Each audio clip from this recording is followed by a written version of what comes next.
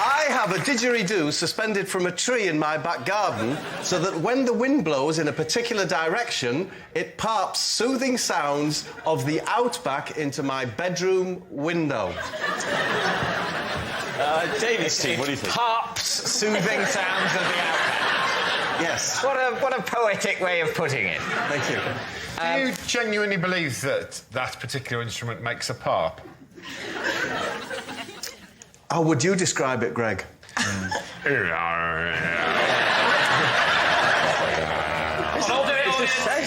how soothed do you feel? Right, everyone stop parping. I get this every night in my house, please. Where is it, Bob? It's in a tree. Yeah. And you made a conscious decision to put it in the tree? Yeah. I thought you said it was hanging from a tree. What it is it's trapped in a V. I was like, is there a name for that area of a tree? Is it called the Clooney or something? It's called... Clooney? What's it not to believe George Clooney's holding a didgeridoo at Madrid in his garden? Why don't you believe this? This part of your finger there is called the Clooney. Is it? So I'm assuming... I never knew That's that. why I said I know it's the Clooney. Where it... And it's wedged there. It's wedged in the tree's V. Yes, it's wedged horizontally in the tree's V, facing southeast, which is the prevailing wind where I live. Where do you live? Not Britain. Britain. No, the prevailing wind in Britain is southwesterly. It doesn't happen every night. So tell us what this sound does for you, then. You're lying in bed at night and you had a lovely day, you're just settling down, and you hear... And then what happens to you? I'm soothed. And the mind is soothed. You know, you get things that will do the same thing to, say, your throat. Yes. That does it to the mind. What if your brain's fine? You don't want to hear that every time it's windy. You're always soothing your brain. That's what sleep is. Hence the success of the pillow. Yeah. Can I just say, though, Bob, I've been led to believe by out-of-work hippies over the years that the didgeridoo is an incredibly difficult instrument to play. Yeah. And yet it would appear that all one has to do is to pass air through it. No, you have to position it correctly, just as you would have to over your mouth. I've done that by utilising the Clooney of a tree. You're using the Clooney of a tree as human lips. You can get any kind of noise out of a didgeridoo. The Clooney, which doesn't exist, on Bob's tree, would have to be flesh-like, because an Aboriginal doesn't just go... because it's not just wind, they use their lips. Very good point. Very good point. Just coming up this time of year, I admit it's a lot better. In fact, I have a wisteria that grows through the didgeridoo.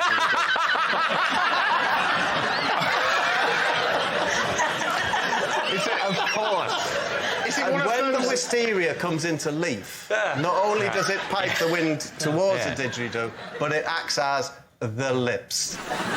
It's long been said that if the wind blows in the right direction through wisteria, it can play any instrument in the world. It's time to decide, David. OK, we need to make a guess. What are you going to say? I think it's a lie. Of course it's a lie. We think it's a lie. I think it's a lie. Well, Bob, were you telling the truth or were you telling a lie? I was lying. When I want to remember something late at night, instead of writing it down, I just grab an object from my bedside table and throw it across the room. There we are. Lee, what do you think? So what's the theory behind that? Well, I think that if I throw it in the morning, I'll remember what it was that I was trying to remember. So, for example, if you were lying in bed and you were thinking, I must remember tomorrow to pick up the pillow, you'd get the pillow, you'd throw it...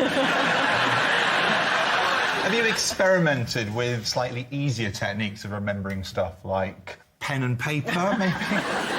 It is quite odd to throw things, but actually, in a way, having a pen and paper next to your bed, I would say is odder. I'd be more freaked out like it was some sort of marking system. Is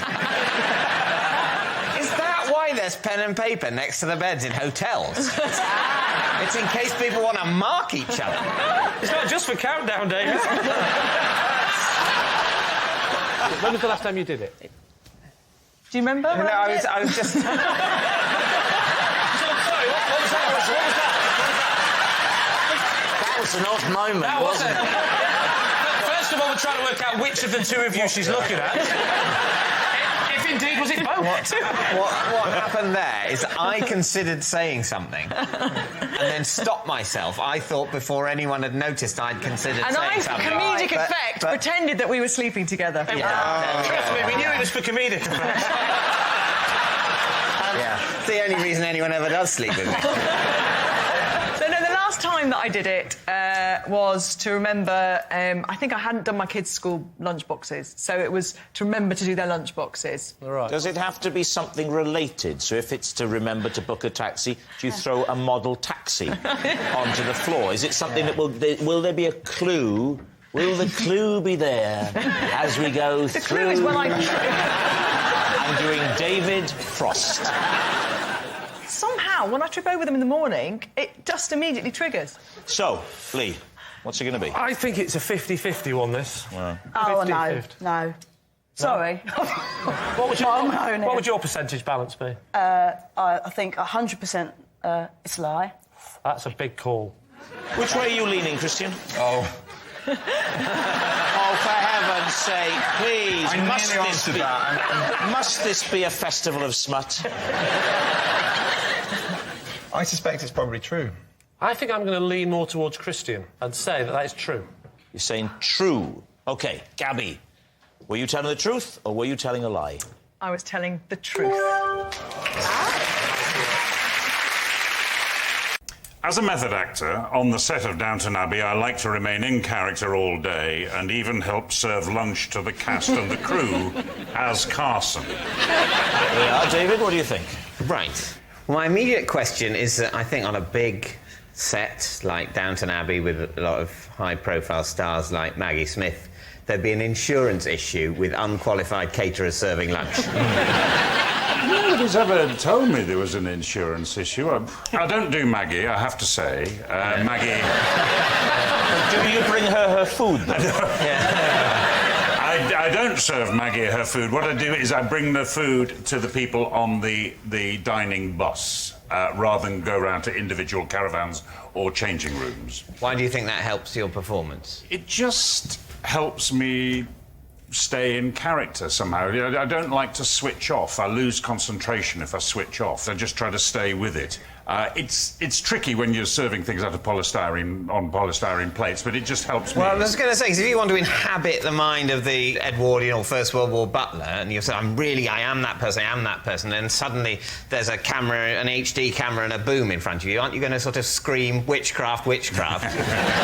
What is this madness? The aliens are here. No, I would never dream of doing that, because I'm in the bubble, you know, so I don't notice those things. Do you do it with every role that you play? So if you were doing a film about, say, like a man that liked wearing women's underwear, you would be committed to wearing women's underwear for the whole shoot? You're the only person who's seen that film, Jack.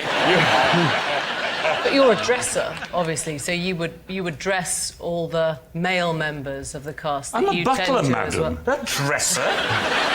I mean, there are scenes in which you help Lord Grantham on with his Buttons. pants. And Yeah, tracksuit. that's when the other valets have disappeared or are in jail or have been accused of murder and things like that. Yeah, which is most It's weeks. only in extremis that I do the cufflinks. A butler will sometimes do that, I can vouch for that.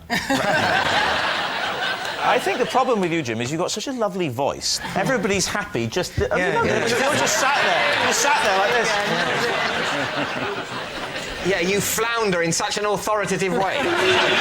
Viewers will be pleased to know that Jim's answer is now available as an audiobook. That method acting thing, though, is true. I met someone recently that was in Hollyoaks, and they were really stupid in real life as well. They do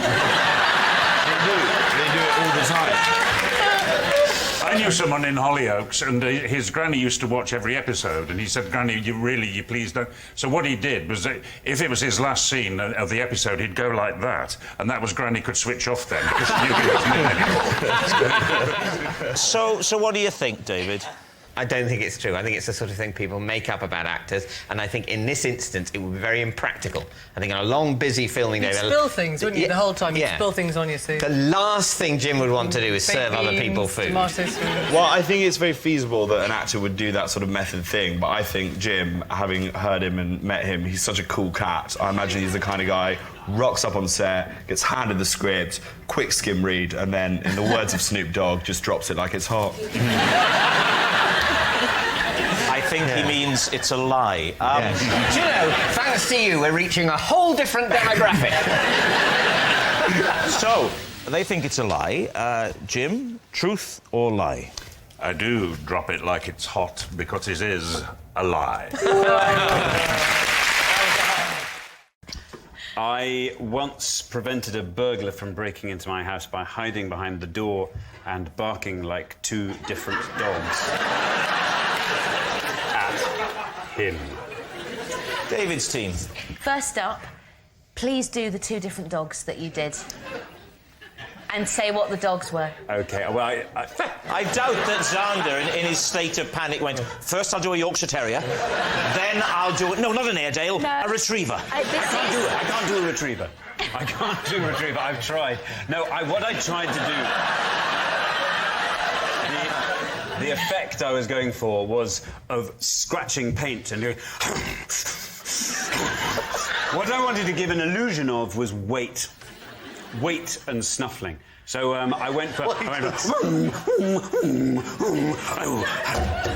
anyone got Scooby Snack?